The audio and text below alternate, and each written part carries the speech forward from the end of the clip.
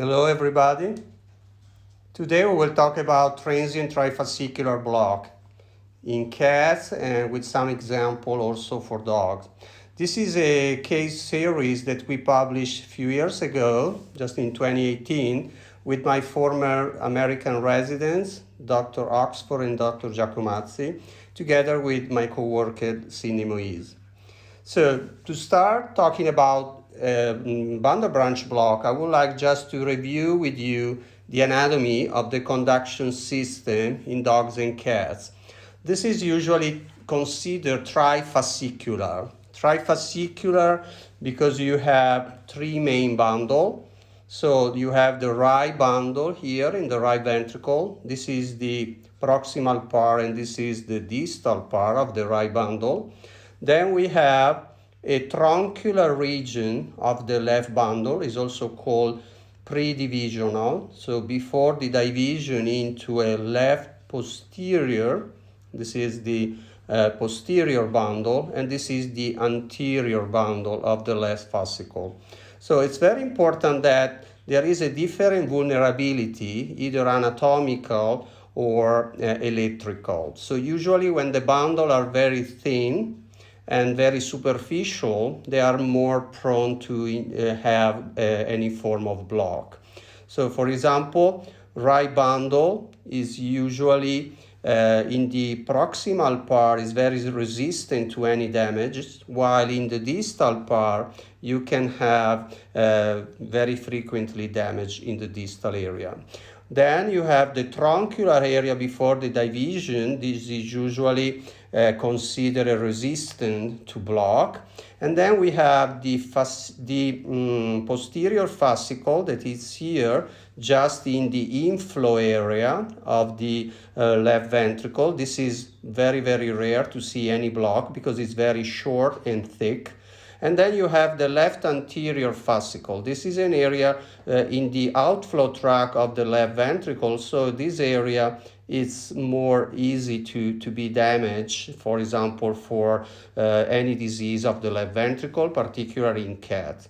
So according to this trifascicular division, we can define different type of bundle branch block. So for example, we have monofascicular block. This is just the right bundle branch block, or the left anterior fascicular block, or the left posterior fascicular block.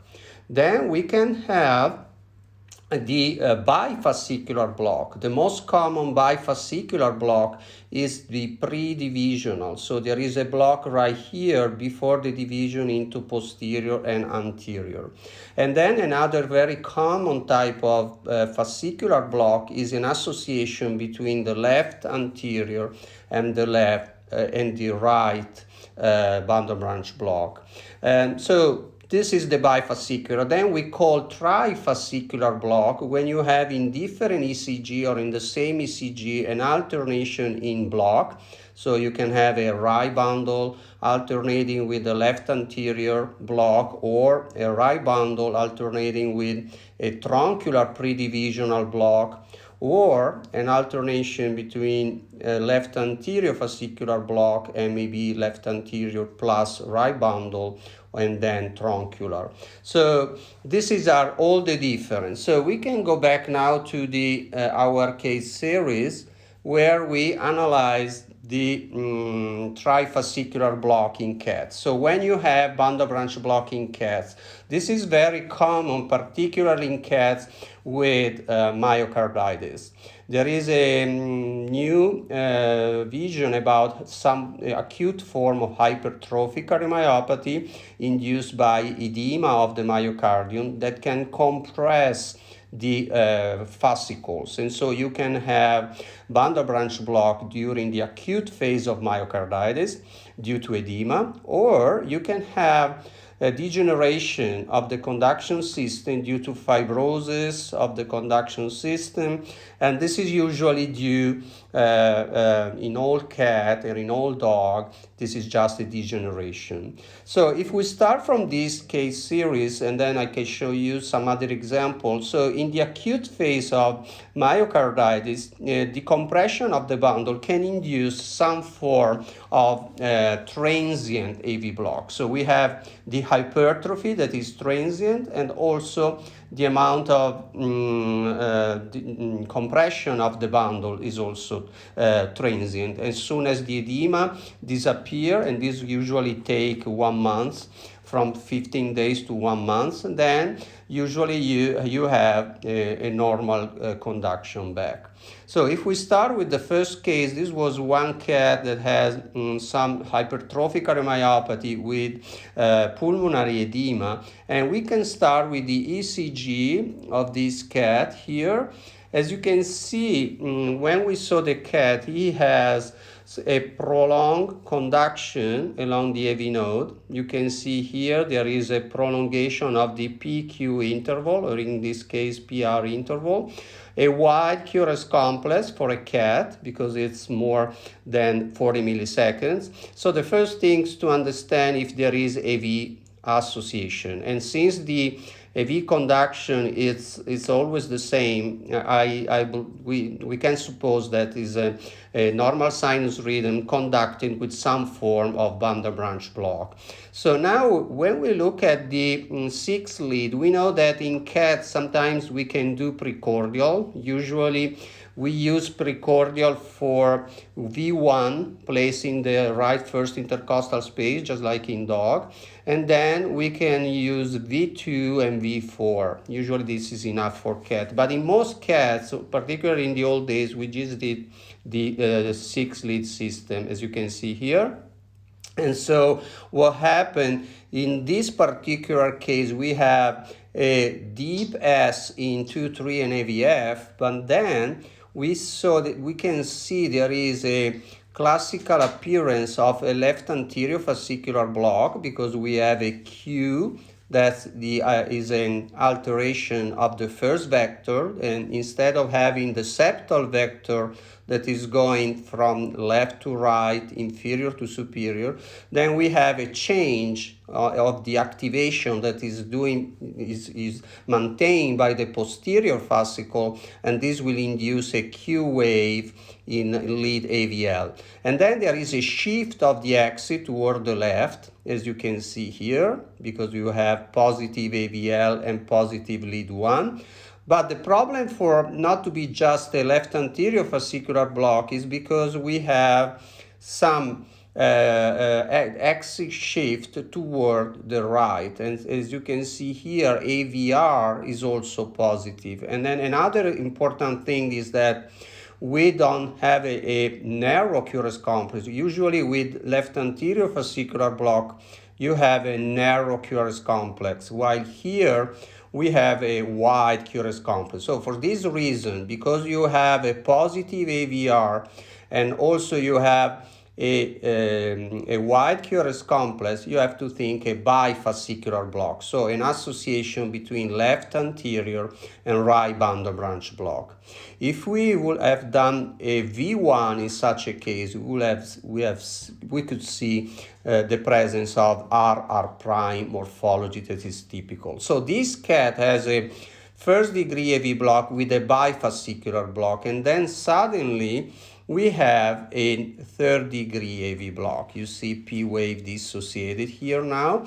And so the association of paroxysmal AV block together with a bifascicular block, can be considered trifascicular block. And if we go here in this case again, from the beginning, he has also a very interesting alternation of bundle branch block. Here is the bifascicular, so left anterior plus right bundle branch block. And then suddenly, as you can see here, we have now a truncular left bundle branch block. Why are we saying that? Because it's a wide QRS complex, no Q wave, or a very tiny one. Usually this is the second vector of activation of the right ventricle. And then there is a wide QRS complex with a normal axis. So what happened here? We have the right bundle together with the left anterior fascicular block, so bifascicular, and then suddenly you have also that the posterior fascicle is blocked here because this is a truncular or pre-divisional block. So we have an alternation of bifascicular, right bundle plus left anterior, alternating with this one here that is a truncular block. And when we have such a case, so you have cat with acute decompensation, so with acute edema, you have hypertrophic cardiomyopathy and bundle branch block, I usually want to run troponin, and in such a case was very elevated. And usually in acute myocarditis, the troponin remain elevated up to 15 days, actually get worse and worse over the days, and then you have a normalization within from 15 days to 30 days. Then you see here, then over time, the conduction is getting better in this cat because now we have just left anterior fascicular block and the QRS complex is narrow now with the left axis shift, a Q in AVL. Remember, to be a left anterior fascicular block, you should have a Q in AVL because this is a change in the first vector of activation that is superior to inferior, going away from AVL and lead 1. Absence of Q wave in 2-3 and AVF, and the presence of an S wave in 2-3 and AVF. And the axis is shift toward -30. Here it's a left anterior plus right bundle branch block. It's a wide QRS complex. Shift a little bit more to the right because we have a positive AVR, while here AVR is completely flat. And finally, also over the months, it remained with left anterior fascicular block, and the troponin from this up to this one down here get better and better. So this was case 1. Then we got case 2, is another example of trifascicular block here. So you have a conduction very prolonged because there is a damage in the bundle, and then you have a wide QRS complex with a normal axis and no Q. So again, this is a conduction along a truncular left bundle branch block, and it's alternating. Here you have second degree AV block because there is a P block here and another one that is here is conducted now with a left anterior fascicular block. So you see there is a variation of the conduction from this bifascicular, pre-divisional, left anterior and left posterior block, so together with the second degree AV block. And so the presence of bifascicular block plus second degree AV block, it's enough to have the diagnosis of trifascicular block. And then over time is getting better. So you see the conduction is still delayed in the bundle, so there is still a wide QRS complex, but nothing compared to the beginning of the disease where the troponin was very, very high and the compression due to the acute myocarditis on the bundle was very, very important. And then over the months, you see there is a normalization of the QRS complex. So it's very important that usually trifascicular block is quite common in cats with acute myocarditis and is transient. It lasts just like the hypertrophy for less than a month. And finally, we have the last cases that started like this one here. So we got a QRS complex that at the beginning you see was kind of sinus, but then you have, particularly in this area here, you have isorhythmic atrioventricular dissociation. There is a kind of junctional rhythm with P dissociated. In such a case, the exact definition is paroxysmal AV block, and this is quite common in cats with this disorder.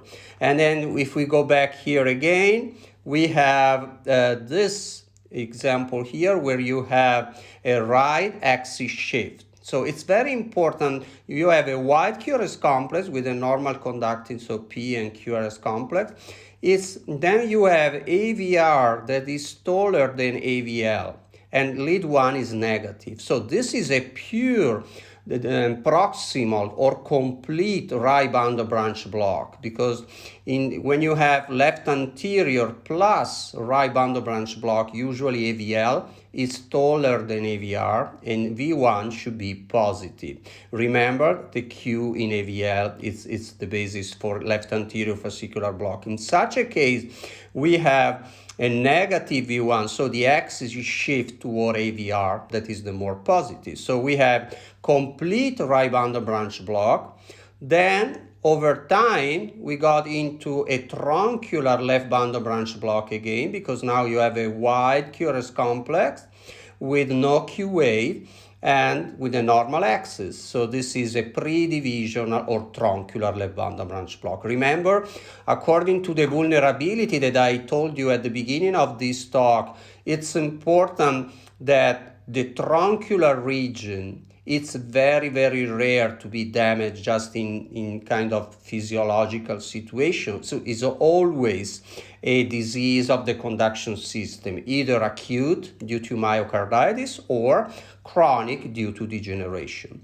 And then over time, the conduction gets better. And usually this is related also to the decrease in the thickness of the myocardium, and also it's related to the changes in troponin that we have a decrease of the troponin. So we published 2 more papers about this disease in cat. This is a paper that we wrote with my resident, Eva Oxford, and this was a cat with what we call transient myocardial thickening due to a Bartonella enhalse bacteria. And this was a cat with a severe congestion, and this is classical for acute myocarditis. Usually the heart silhouette looks quite normal, but you have a severe edema, as you can see from this chest x-ray, and look at this one here, was a severe edema together with some pleural effusion here. So it's usually a severe disease, a very, very acute onset. And then here you can see that the cat, when it has very, very high troponin, he has thickening of the myocardium together with left atrial dilation. But look at, after a few weeks after the resolution of the myocarditis, you can see that the left atrium go back to normal. And then you also have the thickness that goes back to normal. So this is the transient thickening due to myocarditis. And usually when it's a myocarditis, when you have transient thickening, acute onset hypertrophic cardiomyopathy, usually in young cat, less than 2 years old, usually you have also conduction disturbances because you have edema. And this is a very nice example for this cat of a pre-divisional or truncular complete left bundle branch block. And you can see here normal axis, wide QRS complex, absence of Q wave. Remember, when you have the Q wave, so the normal septal vector is formed by the concomitant activation of left anterior and left posterior fascicle. If one of the fascicles or both fascicles are blocked, there is a loss of Q waves. And this is classical to do the differential between pre-divisional or post-divisional. There is just an exception, particularly for dogs, when you have a tiny Q wave, and this is usually the second vector of the right ventricle that has the same direction of the first vector. You can see because the third one is delayed. So this is a cat again with an acute myocarditis and with a very high troponin. You can find troponin up to 30, 50, so very, very high. And then in few weeks, it go back to normal. Then we also published another paper with a colleague from Russia, Dr. Olenikov, and this is a paper in the Australian journal, and is a case of Toxoplasma gondii myocarditis in cat. And this is one cat with transient hypertrophic cardiomyopathy, pulmonary edema. Dr. Olenikov did an endomyocardial biopsy in this cat and was kind of brave. And here we saw infiltration of lymphocytes and plasma cells, and also the tachyzoid of Toxoplasma. So we don't know yet what type of viruses is inducing myocarditis in cats. We know for dogs. Maybe in one of the next journal club we can actually read our paper on myocarditis in dogs. But for cats, I know that Dr. Olenikov has some data, but we don't know yet which viruses are the most the one that could induce this disorder.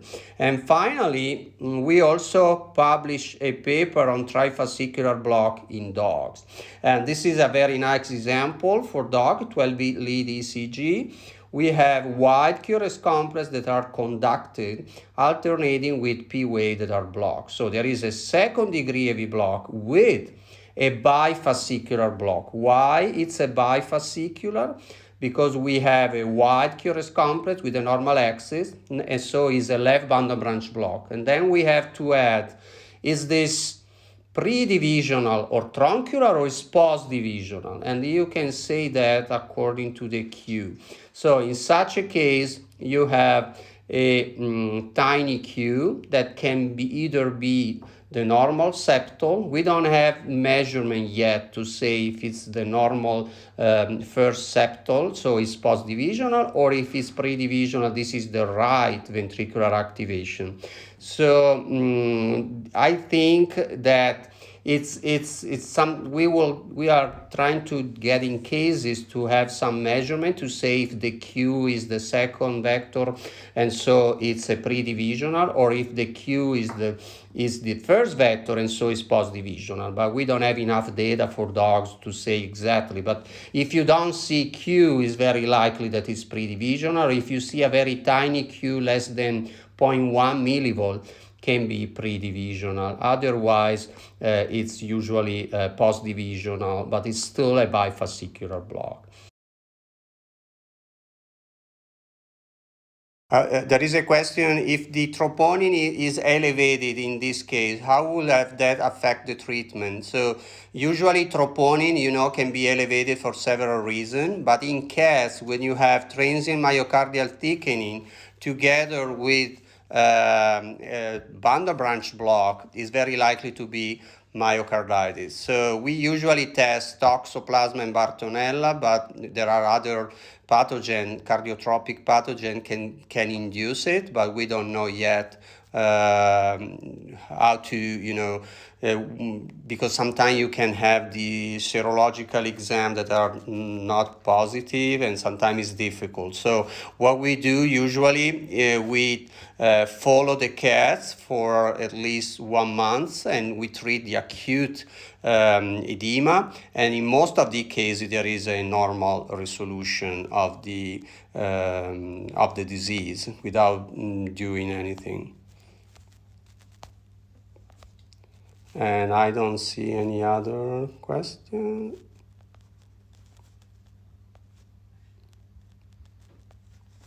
All right. If you don't have any other question,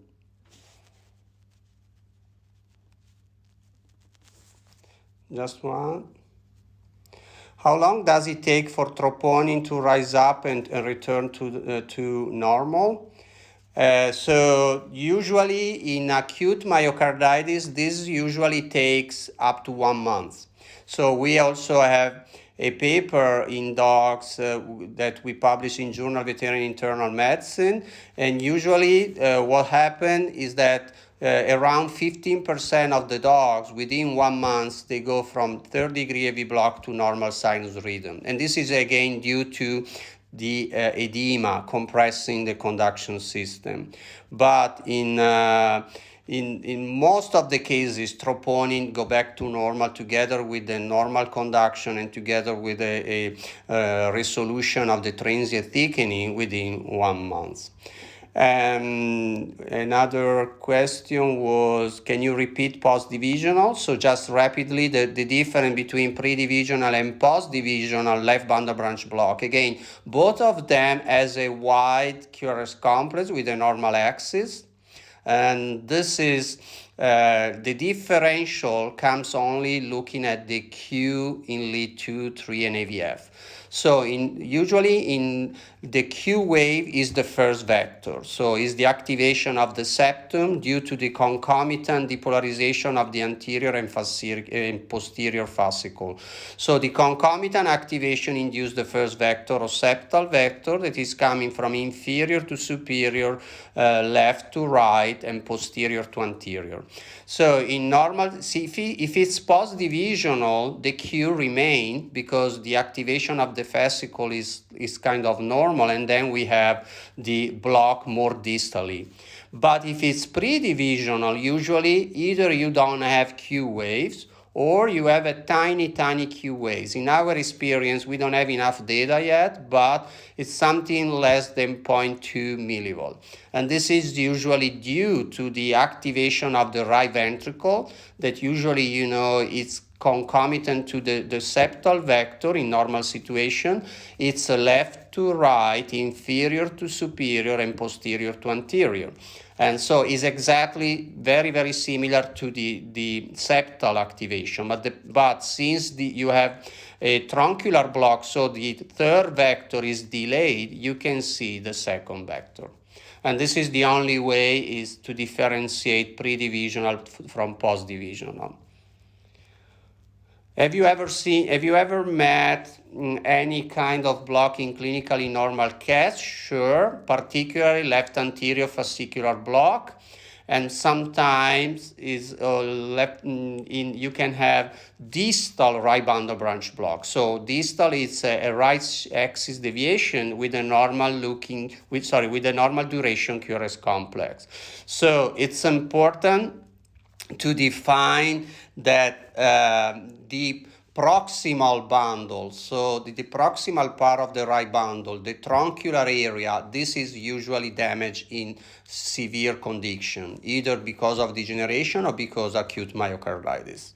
So if you see a distal right bundle branch block or an left anterior fascicular block, this can be possible in normal cat. So do you do for Bartonella serological or PCR? We do both, but we have example for dogs where we got chronic myocarditis induced by Bartonella, and we found a positive PCR in the heart but a negative in the blood. So unfortunately, but this is the same for human, if you do any blood test, you don't have the exact scenario you have in the heart.